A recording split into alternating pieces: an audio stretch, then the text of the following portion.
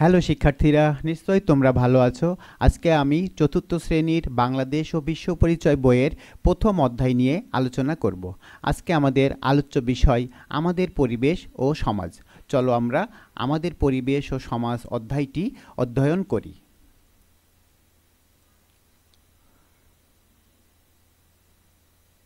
এক, প্রাকৃতিক পরিবেশের বৈচিত্র্য। প্রকৃতির বিভিন্ন উপাদান নিয়ে প্রাকৃতিক পরিবেশ গঠিত হয়। প্রকৃতির উপাদানগুলো হলো মাটি, পানি, বাতাস, তাপ, আলো, গাছপালা, সাগর মহাসাগর, নদী, পশু পাখি ইত্যাদি। পৃথিবীর বিভিন্ন অঞ্চলের প্রাকৃতিক পরিবেশের মধ্যে বৈচিত্র্য রয়েছে। কোনো অঞ্চল তুষারে ঢাকা, আবার কোনো কোনো অঞ্চল শুষ্ক মরুভূমি। বিভিন্ন স্থানের জলবায়ুর মধ্যেও রয়েছে ভিন্নতা। কোথাও জলবায়ু শীতল, আবার কোথাও উষ্ণ। কোনো স্থান শুষ্ক, কোথাও বৃষ্টির পরিমাণ বেশি। বাংলাদেশের উত্তর ও দক্ষিণ অঞ্চলের প্রাকৃতিক পরিবেশে ভিন্নতা রয়েছে। উত্তর অঞ্চলের ভূমি উঁচু, নদ নদীর সংখ্যা কম। গ্রীষ্মকালে অনেক গরম পড়ে, শীতকালে বেশ ঠান্ডা পড়ে।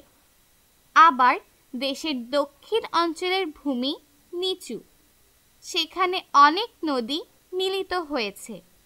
নদীর কারণে এ অঞ্চলে বন্যার প্রবণতা বেশি। ক, এসো বলি। শিক্ষকের সহায়তায় শ্রেণীতে তোমার এলাকার প্রাকৃতিক পরিবেশ নিয়ে আলোচনা করো। অঞ্চলটির ভূমি কেমন? উত্তর, অঞ্চলটির উত্তরের ভূমি উঁচু এবং দক্ষিণের ভূমি নিচু। জলবায়ু কেমন? উত্তর, অঞ্চলটির জলবায়ুর ভিন্নতা রয়েছে।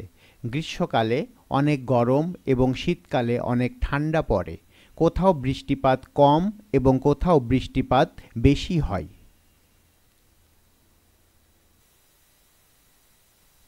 এসো লিখি। বাংলাদেশের উত্তর ও দক্ষিণ অঞ্চলে পার্থক্য লেখো। কাজটি জোড়ায় করো। বাংলাদেশের উত্তর অঞ্চল, বাংলাদেশের দক্ষিণ অঞ্চল। ভূমি উঁচু, নদ নদীর সংখ্যা কম।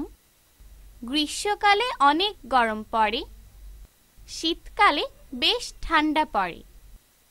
ভূমি নিচু, সেখানে অনেক নদী মিলিত হয়েছে। নদীর কারণে এই অঞ্চলে বন্যার প্রবণতা বেশি। আরও কিছু করি। প্রকৃতির বিভিন্ন অঞ্চলের ছবি সংগ্রহ করো। তুষারে ঢাকা অঞ্চল, মরুভূমি, পাহাড়, সাগর। যাচাই করি। প্রাকৃতিক পরিবেশের কারণে অঞ্চল ভেদে যে পার্থক্যগুলো দেখা যায় তার দুটি বৈশিষ্ট্য লেখো।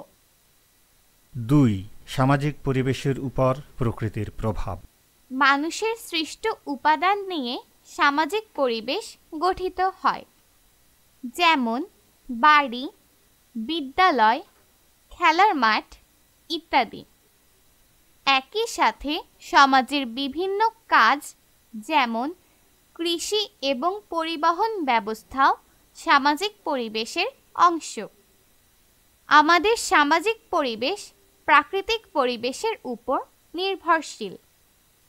কোনো অঞ্চলে ঠান্ডা বেশি, আবার কোনো অঞ্চলে গরম বেশি। যেখানে শীত বেশি, সেখানে আমরা শীতের প্রকোপ থেকে রক্ষা পাওয়ার জন্য মোটা জামা কাপড় পরি। এ সময়ে আমরা ভিন্ন ধরনের খাবার খাই। এমনভাবে ঘরবাড়ি তৈরি করি যেন ঘর গরম থাকে। শুষ্ক এলাকায় গাছ ও ফসল কম জন্মে। এছাড়া যেসব এলাকায় জলাশয় ও নদ নদী বেশি, সেসব এলাকায় মাছের চাষ বেশি হয় এবং সহজেই সেচের কাজও করা যায়। সামাজিক পরিবেশও প্রকৃতির উপর প্রভাব ফেলে, তাই আমাদের পরিবেশ নিয়ে সচেতন হতে হবে। আমাদের বেশি করে গাছ লাগানো উচিত। প্রচুর গাছপালা থাকলে আবহাওয়া ঠান্ডা থাকে এবং বৃষ্টিপাত হয়। বৃষ্টি মাটির জন্য উপকারী। গাছ থেকে আমরা বাড়ি ও আসবাবপত্র তৈরির কাঠ পাই। এসো বলি। পৃষ্ঠা 2 ও 4 দেখো। সেখানে 4 ধরনের যানবাহনের ছবি দেওয়া আছে। যানবাহনগুলো ভিন্ন ভিন্ন পরিবেশে কেন উপযুক্ত তা শিক্ষকের সহায়তায় শ্রেণীতে আলোচনা করো। এসো লিখি। প্রাকৃতিক পরিবেশ কিভাবে আমাদের সামাজিক কাজকে প্রভাবিত করে তার উদাহরণ দাও। বৃষ্টি ভেজা পরিবেশ, শুষ্ক পরিবেশ। বৃষ্টি ভেজা পরিবেশ, নৌকা, বন্যা, ধান চাষ। শুষ্ক পরিবেশ, খরা, কম চাষাবাদ, মৃত গাছ। আরও কিছু করি। প্রাকৃতিক পরিবেশের উপর জলবায়ুর প্রভাব আলোচনা করো। তোমার দেখা একটি বাড়ির প্রাকৃতিক পরিবেশে ছবি আঁকো। ঘ. যাচাই করি। প্রাকৃতিক পরিবেশের উপর সমাজের প্রভাব কমাতে আমরা কি করতে পারি? উত্তর: প্রাকৃতিক পরিবেশের উপর প্রভাব কমাতে আমাদের বেশি করে গাছ লাগানো উচিত। প্রচুর গাছপালা থাকলে আবহাওয়া ঠান্ডা থাকে, বায়ু দূষণ কমে এবং বৃষ্টিপাত হয়। বৃষ্টি মাটির জন্য উপকারী। আমাদের প্লাস্টিকের ব্যবহার বন্ধ করতে হবে যাতে দূষণ কমে। হ্যালো শিক্ষার্থীরা, আজকের ভিডিও ক্লাস এ পর্যন্তই। পরবর্তী ভিডিও ক্লাস দেখার আমন্ত্রণ জানিয়ে আমি আজকের মতো এখানে শেষ করছি। ধন্যবাদ সবাইকে।